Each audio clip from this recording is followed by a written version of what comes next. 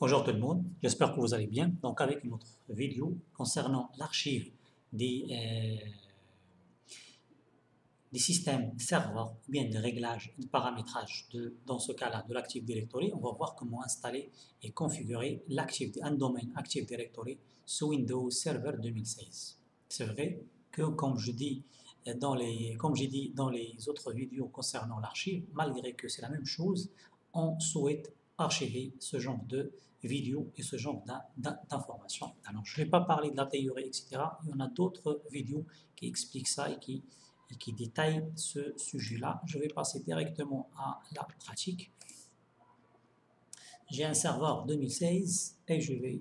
Alors, DC Promo, à partir de 2012, ça ne marche pas. DC Promo, promouvoir un contrôleur de domaine, ça ne passe pas avec, et ça passe avec le gestionnaire de serveur. Ajouter des rôles, et je vais installer la DDS sur ce serveur-là. Alors non, j'ai oublié de renommer les bonnes pratiques. Alors, je dois renommer mon ordinateur. Ok, ah non, workgroup, DC1, ok, c'est les bonnes pratiques, et on va affecter une adresse IP. Bien sûr, il faut choisir, ok, ok, ben, je ne vais pas démarrer tout de suite, je vais changer l'adresse IP, modifier, propriété. Alors, je désactive l'IPv6 parce que je n'utilise pas. Alors, je tape une adresse comme ça, 16.250. On n'a pas besoin. Alors, pour vous, si vous voulez intégrer votre serveur à votre réseau pour avoir l'accès Internet, etc., bien sûr, vous devez choisir une adresse IP dans votre réseau. Et bien sûr, il faut mettre le premier DNS comme ça pour le 127 et vous pouvez mettre par exemple 8.8.8. Ok, ça c'est un exemple, vous pouvez renseigner la passerelle, mais comme c'est un serveur de test, on n'a pas besoin d'accès à Internet, on a besoin juste pour faire la démonstration comment installer. Alors ici, parfois oui, parfois j'oublie de dire ça, il faut rentrer en réseau avec votre passerelle. Si votre passerelle sur 24, il faut choisir une adresse sur 24. Si vous avez sur 16 sur 16, sur 8 sur 8, et quel que soit le réseau existant sur votre entreprise. Alors je vais le redémarrer pour actualiser,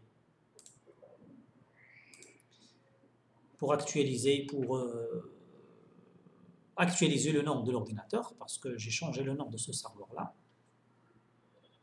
Alors j'espère que le démarrage est quand même, c'est pas long.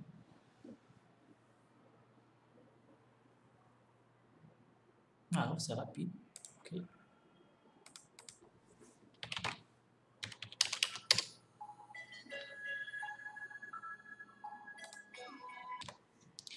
Alors, donc après le redémarrage, donc on va installer un rôle Active Directory, comme ça.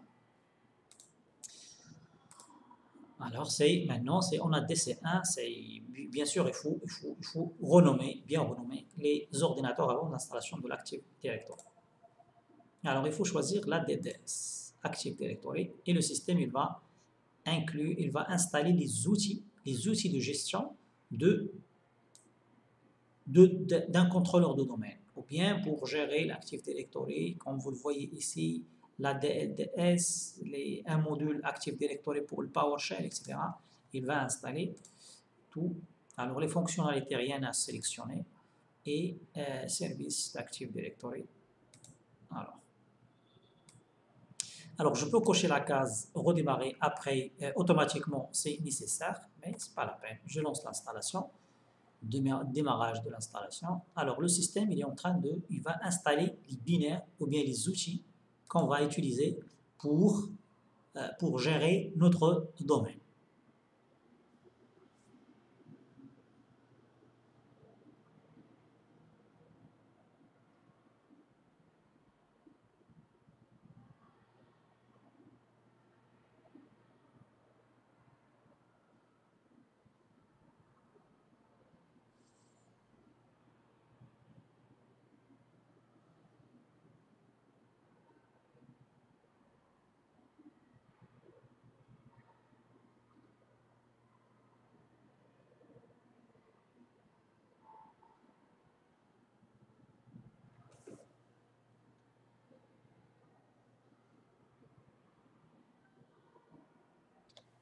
Alors, après l'installation des binaires, alors le système, c'est vrai, c'est à partir de 2016, bah, je n'ai pas fait attention, il y a un lien ici pour promouvoir.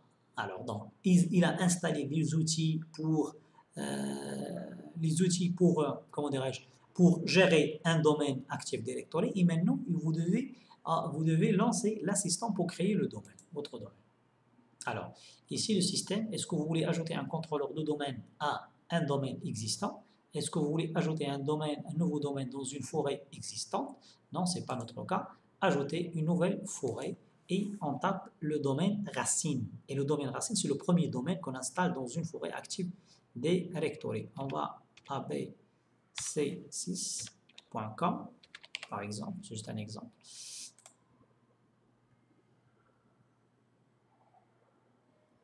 Alors, le système, c'est le niveau fonctionnel.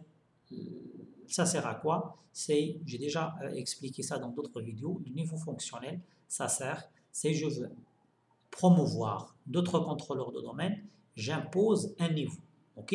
J'impose un niveau au niveau de la forêt et au niveau de domaine. Par exemple, je vais dire au niveau de la forêt, c'est Windows 2008 R2. Et au niveau de ce domaine-là, j'accepte pas de promouvoir des serveurs qui exécutent une version antérieure de Windows 2016. Ça, c'est un mot de passe pour la restauration de l'annuaire Active Directory. Alors, le DNS, il faut cocher cette case, laisser cette case cochée. Le catalogue global, c'est par défaut. Et le contrôleur read only, c'est pas possible parce que c'est le premier contrôleur de domaine. Alors, le système, il détecte qu'il n'y a pas une relation avec abc6.com et il demande est-ce qu'il y a une délégation au niveau du domaine supérieur. Non, généralement, ce n'est pas le cas. On va lancer l'installation. Il va vérifier le nom de domaine NetBIOS. Le nom de domaine NetBIOS, c'est ABC6 tout court.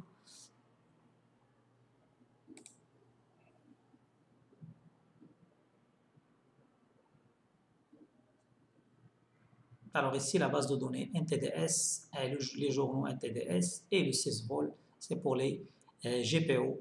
Il donne un chemin. On peut répartir ces fichiers-là sur des disques durs différents pour avoir plus de performance, mais par défaut, vous pouvez laisser ça dans le même emplacement. Et on va, alors ici, je peux afficher un script pour l'installer.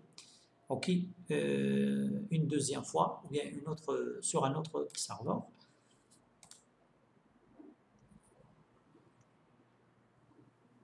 Alors, il est en train de vérifier la compatibilité,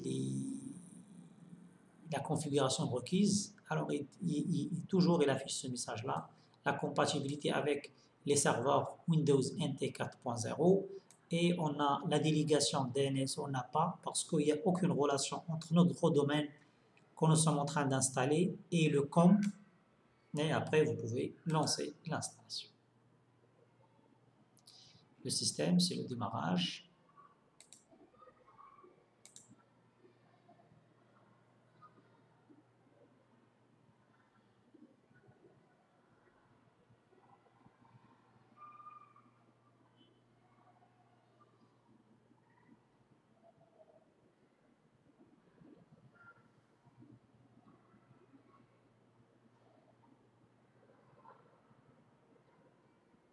Alors, il est en cours de créer la partition d'annuaire, c'est une configuration, c'est un DC ABC6, DC COM, objet, etc. Il est en train d'installer l'Active Directory, c'est ça l'assistant de l'installation.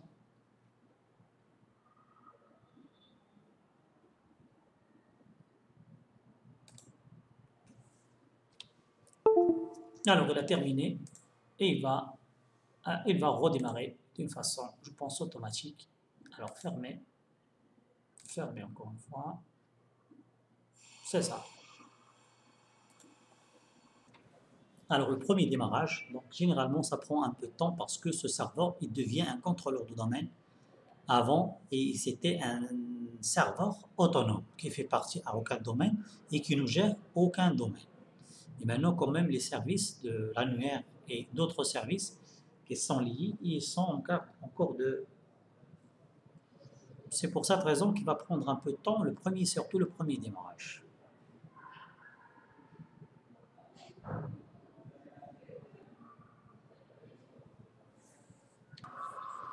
Ah, c'est bon, c'est bien redémarré. C'est vrai qu'il a pris un peu de temps.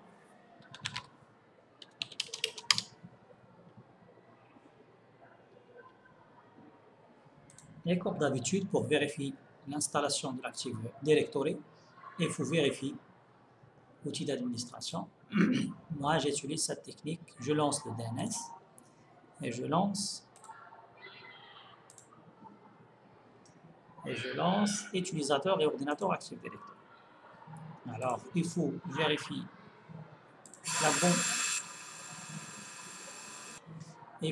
la bonne, configuration de votre domaine. Il faut trouver ces informations-là. Si vous ne trouvez pas ces informations-là et des enregistrements et des dossiers, etc. sur DNS, ça ne va pas fonctionner pour après.